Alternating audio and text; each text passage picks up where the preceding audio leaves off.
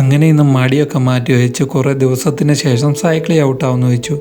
1-2 കാര്യങ്ങൾ കൊണ്ടാണ് 2 ആഴ്ചയായിട്ട് സൈക്കിൾ ചവിട്ടാൻ പോകാത്തത്.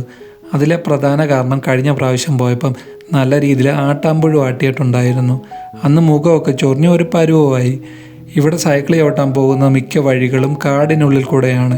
അതുകൊണ്ട് തന്നെ സമ്മറായി കഴിഞ്ഞാൽ പുഴുവും എട്ടുകാലിയും പിന്നെ അതുകൂടാതെ പോളൻ എന്ന് പറയുന്ന ഒരു പൊടിയും കാണും.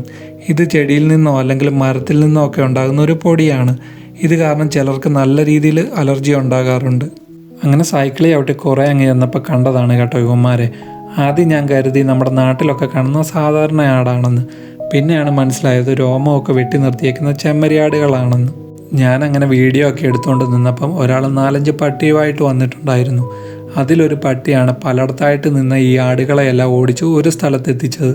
ഇവിടെ ചൂട് കൂടുതലുള്ള ജൂൺ ജൂലൈ മാസത്തിലൊക്കെയാണ് ഇവരുടെ രോമം വെട്ടിയെടുക്കാറ്.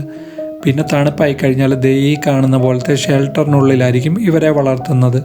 ഇതുപോലുള്ള ചെറിയ വിശേഷങ്ങളൊക്കെ ആയിട്ട് അപ്പം നമുക്ക് അടുത്ത വീഡിയോയിൽ കാണാം.